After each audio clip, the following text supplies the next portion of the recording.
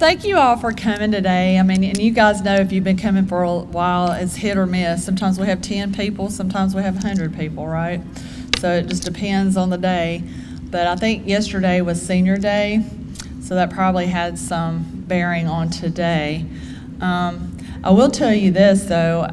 I'll tell you a funny. I had grandparent day yesterday with my 4-year-old granddaughter, and she told me, real serious, she said, Oma, a long time ago when I was 3, she's 4. So that put things in perspective for me, and I thought, and then we're going tomorrow to our Aging Awareness Month. Yep. That hit me hard. That just makes you realize how children think you're ancient, right? Because like a week or a day is long to them, right?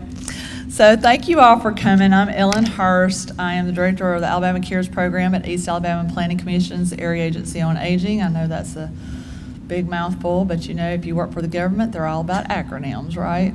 So the EARPDC's AAA Alabama Cares program is what I work for. So thank you for coming. I'm going to give you a few announcements before we start, then I'm going to let Carla introduce our speaker, and then I'm actually going to cut out. I'm sorry, but I'm going to be leaving because I got to get prepared to do a show today. So make sure that MJ up there he is recording today. So if you know of anybody that needs to go back and watch just a synopsis of it, they won't get the whole full effect because it's only a 30-minute show, but it will be on YouTube. It'll be on our Facebook page, Roku, Fire Stick, Apple, all the things.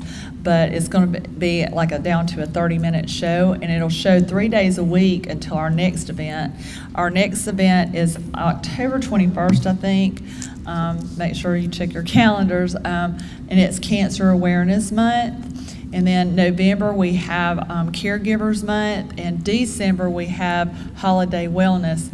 And Holiday Wellness, we are going to have the Lions Club here for eye checks. We have Sam's Club's going to be here for hearing checks. I think Carla's group's going to be doing blood sugar and blood pressure checks. And I think that the health department might be trying to get flu shots for December as well. So make sure that you come that. And then the big kicker is that Ryan Roberts is going to be here for our entertainment in December as well. So make sure you mark your calendars for all of those. Another important date that I want to make sure that you guys all know is the 7th Annual Caregiver Conference. It's free. It is a free conference. It's November 14th at the JSU Fort McClellan campus. It's an all-day event, but it is free. We feed you breakfast and lunch. And it's not only for caregivers. We want caregivers and their families to come, but we also want professionals to come because we partner with Jack State University, and we give free CEUs to nurses and to social workers. Last year, everybody got 7.5 CEUs, so that's a lot of CEUs for free. So that's wonderful. So if you have friends that are social workers or nurses, you need to let them know. So and then I actually had Rita Jablowski agree to be my keynote speaker again this year. She was there 2 years ago, and she was such a big hit. She has her own podcast. She does research at UAB with dementia and Alzheimer's. She is absolutely fantastic. We had such a great response from her that everybody wanted her to come back, so she has agreed to come back. So I have to get back with her and get the details from her, but then we're going to have Bill Miller is going to be speaking about estate planning and all that, especially as it, pertains to families and caregivers and that kind of thing. The Alzheimer's Association is going to come and speak about all the latest research. There's a lot of really cool new research going on. And we actually are working on trying to get our Canadian friends from True Alta to come. True Alta is our education program that we provide for free through East Alabama, through our program at the Alabama Cares program, where we have support groups online that you can go at your convenience, and also education for caregivers, all different kinds of things such as dementia, how to take care of somebody bedbound, how to bathe somebody bedbound, how to fall prevention, how to shave somebody that's bedbound, all the things, right, just to help the caregiver. So we're hoping that they will come and speak to us as well. So just make sure you mark your calendars for all those wonderful things. And then also October 12th, make sure you write that one down. That is our East Central Alabama Walk to End Alzheimer's. We are needing teams, we are needing sponsors, we are needing all kinds of things going on for that. So make sure that you mark that down, and it's so much fun, and it's at it's on Highway 21 at Jacksonville State University in front of the Theron Montgomery building where the big digital board is. If you ever go down 21, you'll see the big digital board that has JSU and all the things on it all the time. So make sure you mark your calendars for that. It's always a fun time. Everybody wears purple, and it's not a 5K. We don't expect you to win and run a whole big old 5K. It's just a walk. It's a walk around the loop. If you can't walk, that's fine. You still can come and participate. So we encourage you to do that and go online at alls.org and look for the East Central Alabama Walk to do that as well. So we appreciate you all being here, like I said, and without further ado, I'm going to let Carla introduce you to this wonderful doctor that was agreed to come and speak to you and give her time, which I think is wonderful, because what do I always say? Where else can you go for free without paying a consultation, a copay, having an appointment, and feeling like you can't ask questions, right? Well, here is your chance today, right? Okay. So without further ado, I'm going to introduce Miss Carla. Y'all remember Carla, right? She's pretty awesome. Okay. So I always call her my Carla, because every time we say anything about you on the TV show, we're like, get you a Carla, but you can't have my Carla. So, and I went to high school with her too, so I'm a little partial. But little bit, just a little bit. But here's Carla, and thank you very much, all you ladies. Thank you so very much for coming today. We appreciate you so very much.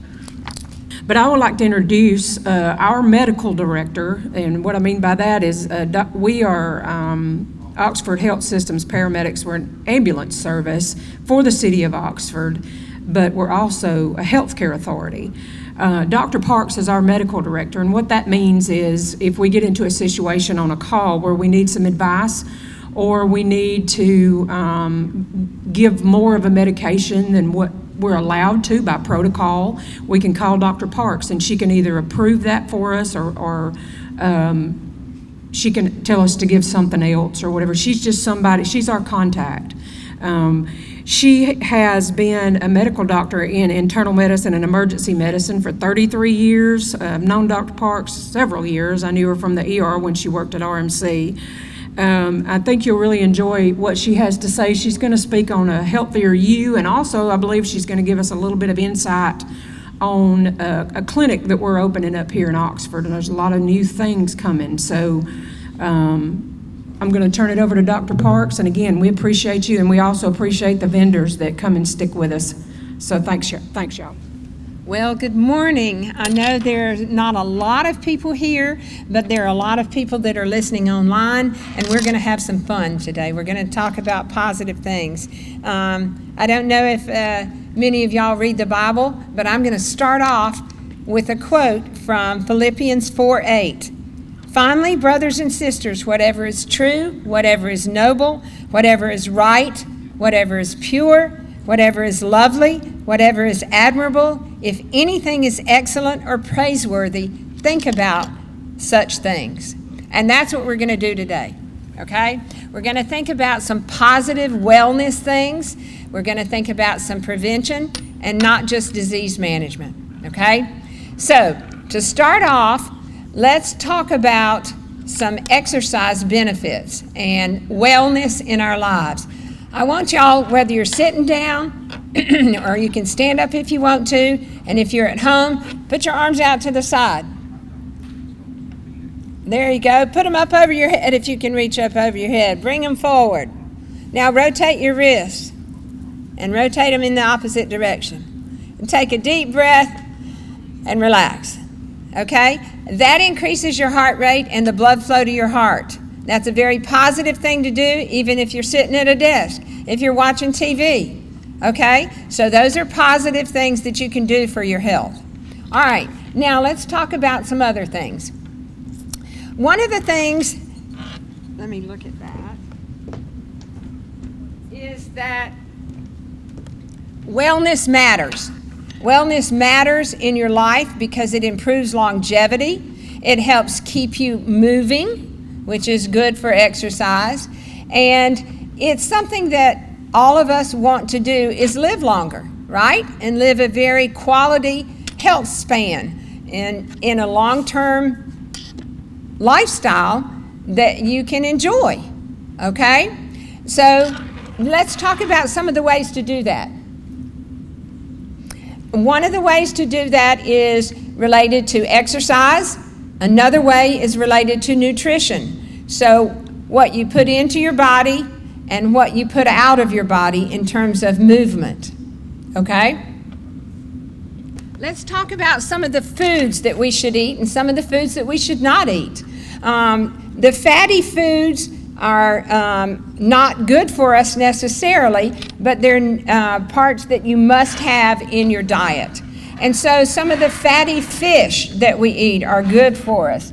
The shrimp and crab and some of the crustaceans are good for us because they have glycerol in them that helps us digest the other fatty foods. When you have your cholesterol checked, one of the first ways that cholesterol enters your body is in the form of triglycerides. So if your triglycerides are very high, that shows you that you're not eating well, that you're eating a lot of high cholesterol foods, okay?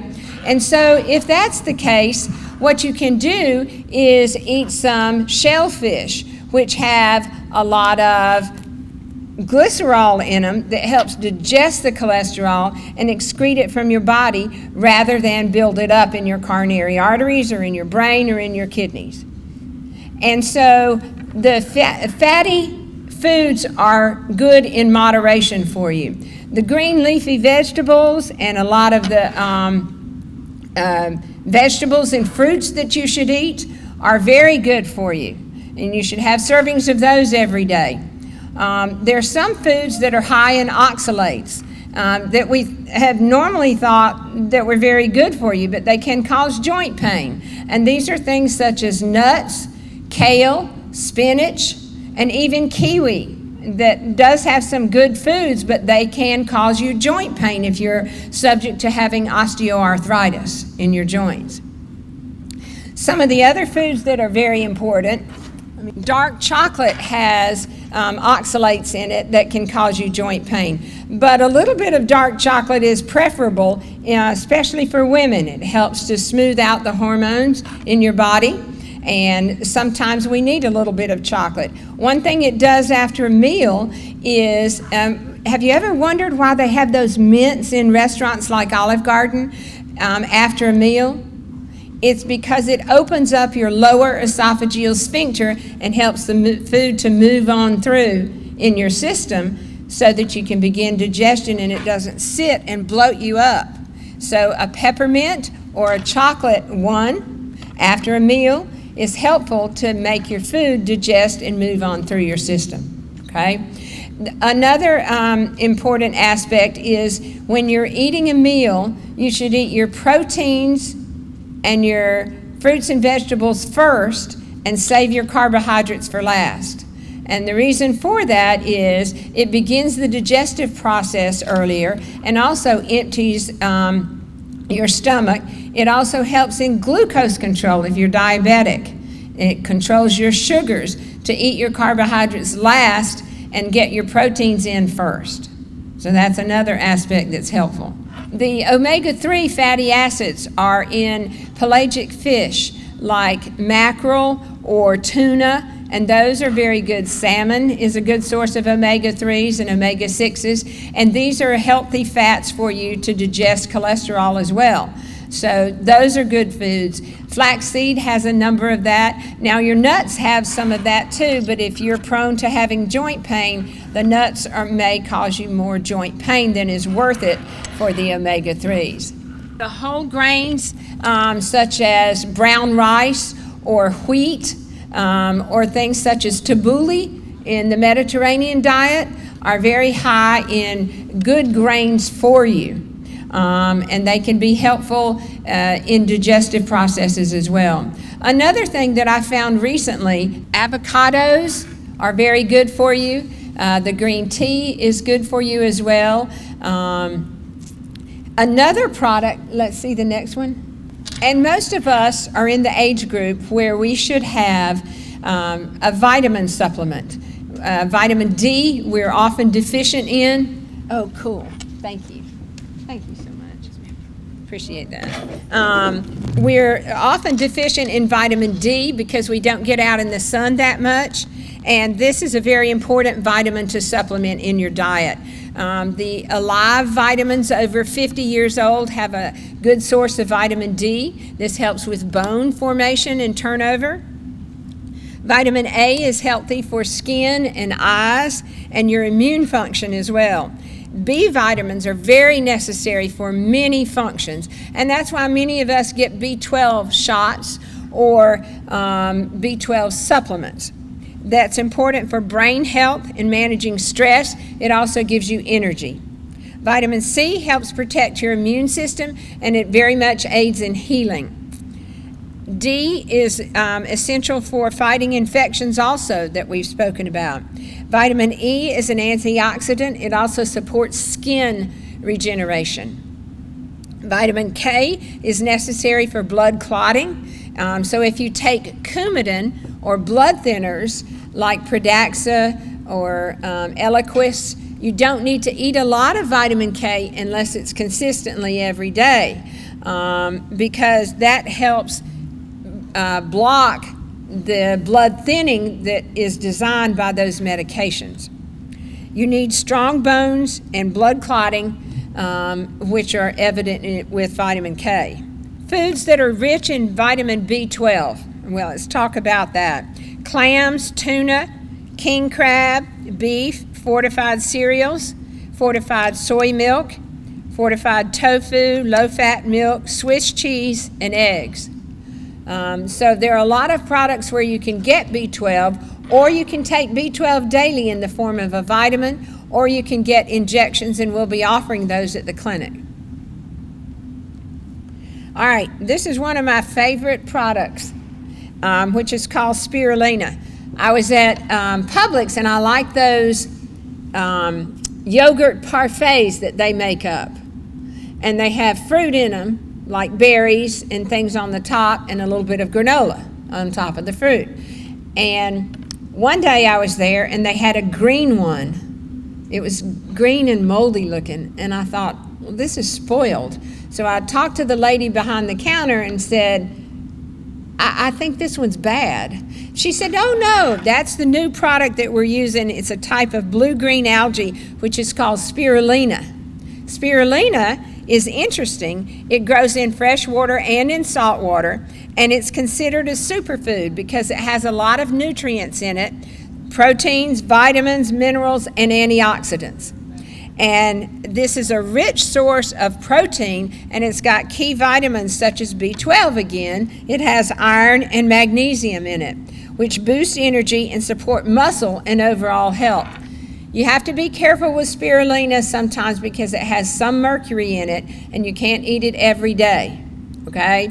But it tastes funny if you just eat it by itself, and it is green. And the next slide shows that that it's very green and has a distinct taste if you just eat it by itself. But in the parfait, with the yogurt and the fruit, you can't taste it. So this is a good source of many things that you can use in your diet. It tastes like the sea. It tastes like sea moss that you would imagine, and it's very good. But it kind of tastes like salt water, if you can imagine that. But it's very good for focusing on brain health and function and mental fatigue. So if you feel foggy, eat some spirulina. All right, let's talk about how we can prevent cancer, because that's part of longevity, how it keeps us healthy. There is in the body what's called an oncogene, which is a cancer turn-on gene. And sometimes it's triggered by various foods, sometimes it's triggered by stress, sometimes it's triggered by a number of things that we do in our lives. And so we need to make sure that we affect not turning on that gene as much as we can. And ways that we can do that are to eat a diet that's rich in whole grains, vegetables, fruits, and beans. That's a varied diet, and take your vitamins. We want to limit fast foods and processed foods, such as McDonald's or Burger King, and eating there every day. And you want to eat foods that have not been processed, like processed sugar. We want to eat some of the raw fruits and vegetables that have natural sugar in them. We want to limit alcohol consumption. The American Heart Association recommends only 1 glass of red wine a day, but any alcohol has sugar in it. And so if you're diabetic or if you have trouble with blood sugars, that's going to affect your blood sugar. We want to limit the consumption of red meats and processed meats. So red meats need to be replaced in your diet with chicken and fish if you eat a lot of red meat. And maintain a healthy weight. One of the things that affects your longevity the most is weight. And so if you have a lot of what we call truncal obesity in your trunk, if you have a big abdomen or belly around the hips, that's where men tend to put on weight in their bellies, women in their hips.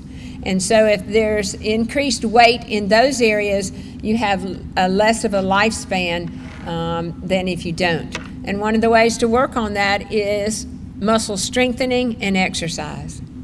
And other things that you can do for cancer are have regular exams so that you get, I'll just hold my finger on it and it won't go off, regular mammograms, dental care, vision care. All these things are very important to help find out things that might be going on in your body that you can prevent or stop early with cancer. Limit the consumption of sugary drinks. I don't know if any of you have felt like, well, I'll just go get one of those energy drinks and feel better today. Do you know those have 7 cups of coffee in them? 7 cups of coffee. So you have your regular coffee, and then in the afternoon you eat an energy drink. You're really getting the caffeine load. And the other thing that we find is most important with any disease state is physical activity. So there are a number of things that you can do to change your diet, to change your exercise, to promote a healthy lifestyle. And these are things that are going to make you more healthy in the long run. Adequate sleep is important. One of the things that we find is that sleep apnea affects every organ system in your body. So if you have episodes where you're very difficult to sleep when you wake up, you're not rested, if you have nightmares, or you catch yourself jerking awake, or you snore loudly and your partner says that you snore terribly, or men that wear a shirt size greater than 16 inches, if they have a big neck, those people by definition have sleep apnea, and that's affecting your heart, it's affecting your brain, it's affecting your kidneys. So often you need to find out if you have sleep apnea. Now we can do home studies of sleep apnea so that you wear a wrist monitor that connects to your finger to check your oxygen levels. So you may not quit breathing necessarily, which is sleep apnea, but you may drop your oxygen during the night many times. And it's very important to find that out. I would not have thought that I had sleep apnea at all. And my general doctor checked me, and I wore a monitor in my sleep, and lo and behold, I quit breathing about 1,000 times a night. And I was amazed. And so now I wear a CPAP mask. I sleep pretty well anyway, but it's so much different in my energy level and waking up feeling rested. So it's very important that you get checked for sleep apnea. There are a number of things that we can do for stress management. And a lot of the things that y'all are doing now, you're here today to learn about things. You're here today to improve your health and wellness.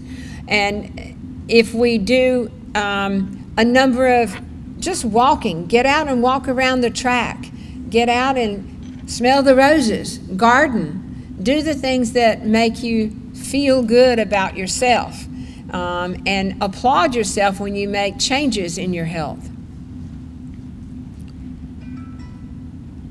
Regular exercise is very important for all the body systems, and that can be just walking to start with. We find that when people exercise, they significantly decrease their early deaths from any cause.